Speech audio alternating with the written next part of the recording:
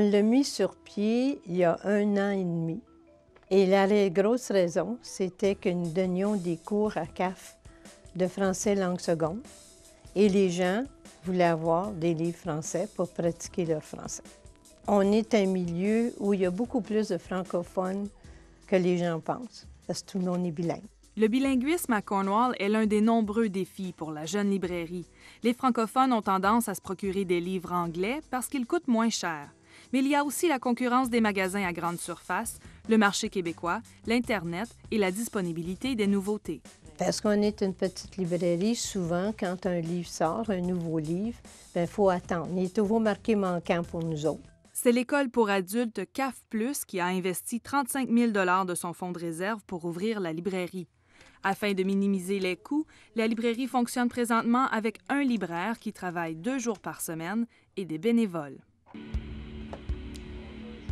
La clientèle grand public n'est pas suffisante pour faire vivre la librairie de Cornwall, comme c'est le cas pour les autres librairies francophones de l'Ontario. En 2009, la librairie Champlain de Toronto a fermé ses portes après 49 ans d'existence. Quelques mois plus tard, c'est la librairie du coin à Castleman qui cesse ses opérations. Et c'est en novembre de la même année qu'on ouvre la librairie à Cornwall. C'est très difficile. Je crois que plusieurs librairies vivent pour l'instant à la limite de leurs moyens financiers.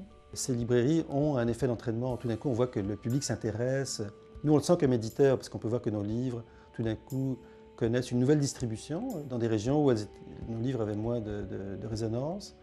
Alors, c'est très important. Il existe présentement 6 librairies francophones en Ontario. Le Nord à Hearst, Grand Ciel Bleu à Sudbury, CAF à Cornwall et à Ottawa, on retrouve la librairie du Soleil, du Centre et le Coin du Livre. Ce sont les institutions publiques qui font vivre ces librairies, les écoles, les conseils scolaires et les bibliothèques municipales. Un défi pour ces librairies-là d'aller chercher une part de ce marché. Parce que, comme on en parlera peut-être plus tard, mais c'est un marché qui n'est absolument pas réglementé en Ontario. Et donc, il y a une concurrence extrêmement, j'allais dire, féroce, parce que c'est la loi du libre marché absolue. Au Costco, ils vendent des livres, mais un marché que moi, je peux les acheter du distributeur. Il faut le faire. On a de la concurrence qui nous provient des grandes chaînes de librairies qui ont des sites Internet, pour ne pas les nommer, mais je pense qu'on les connaît bien. Un enseignant, un bibliothécaire peut facilement acheter des livres, et parfois avec des remises importantes, par exemple chez Amazon ou chez encore Archambault, Renombré. Oui, le livre électronique, disons que pour l'instant c'est vraiment embryonnaire, dans le sens où, en termes de chiffres, on dit que le livre numérique représente pour l'instant à peu près 1% au Canada et au Canada français, incluant le Québec. À peu près 1% des ventes, donc c'est quand même très peu, très marginal. Mais on dit aussi que dans la foulée, on dit que dans 5 ans, ça pourrait représenter 20% du marché. La table de concertation du livre franco-ontarien veut établir une politique du livre pour remédier aux nombreux défis auxquels font face les librairies. La table est composée d'auteurs, d'éditeurs, de libraires, d'éducateurs et de bibliothécaires. En Ontario, par exemple, au niveau de l'éducation, au niveau du marché scolaire, qu'on puisse établir un principe semblable, c'est que tous les contrats d'achat des écoles ou des conseils scolaires doivent passer par des librairies francophones agréées. Et même là, on pourrait aller plus loin en suggérant que les contrats devraient être, par exemple, distribués entre plusieurs librairies de la province pour assurer aussi un équilibre, sans demande de remise. C'est-à-dire que, pour l'instant, une difficulté, c'est que les écoles, le milieu scolaire, obtient systématiquement 20% de remise sur les prix de vente. Donc un libraire qui n'offre pas cette remise est simplement hors du marché. C'est beaucoup. C'est la moitié ça, de notre marge brute. C'est là que les libraires du Québec vont venir vendre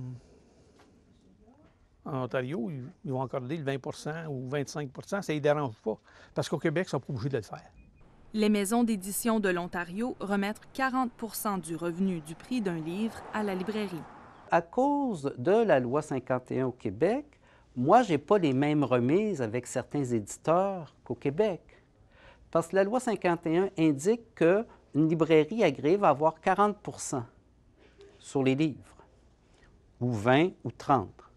Ici, n'étant pas agréé, nous ne pourrons jamais être agréés parce que c'est une loi provinciale au Québec, on ne me donne pas la même remise. On me demande, êtes-vous agréé? Non, je ne suis pas agréé. Ah, on ne peut pas vous donner la remise qu'on donne au Québec.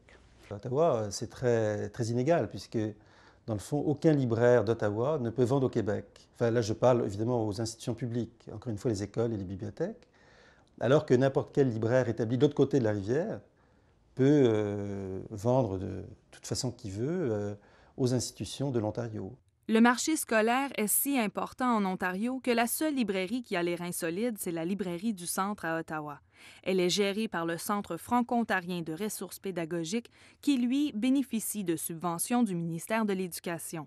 La librairie du Centre a acheté l'an dernier une librairie à Sudbury et une à North Bay. La mission même du CFORP, c'est la diffusion dans le monde de l'éducation de ressources pédagogiques. Alors, il est sûr et certain que la librairie, par le fait même, ça devient une de ses missions importantes aussi de diffuser et de vendre ces ouvrages-là.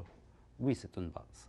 On est sans but lucratif, donc ce qui est quand même assez rare qu'une librairie soit sans but lucratif, mais je pense que ce qui est important, c'est qu'on est obligé, on doit répondre devant des conseils d'administration et on est obligé d'être rentable. Il existe donc une compétition en province, comme à Ottawa et à Sudbury. La librairie Grand Ciel Bleu est installée au centre-ville de Sudbury et dirige davantage ses ventes vers les bibliothèques. Le marché scolaire est servi principalement par la librairie du centre. C'est certain qu'on est dans une industrie quand même, l'industrie du livre, c'est une industrie concurrentielle, c'est vrai aussi de l'édition, donc on ne veut pas non plus interdire la concurrence. Il faut aussi que les libraires offrent des services qui vont être les meilleurs aux acheteurs, mais moi je crois que la politique à ce moment-là, quand même, mettrait des règles du jeu qui seraient beaucoup plus, disons, qui permettraient à toutes les librairies d'avoir au moins un certain air d'aller ou une certaine capacité de développement. On espère pouvoir appliquer cette politique du livre dans 2 ou 3 ans. Cela permettrait de concentrer les ventes de livres dans les librairies de l'Ontario au prix coûtant, tout en distribuant une part de marché égale à toutes les librairies. Si ça peut permettre l'implantation de plus de nouvelles librairies indépendantes, oui. Pour rendre plus service, disons, dans toutes les communautés, Sudbury, Windsor, Toronto. Pour moi, c'est important que ça ne devienne pas un monopole.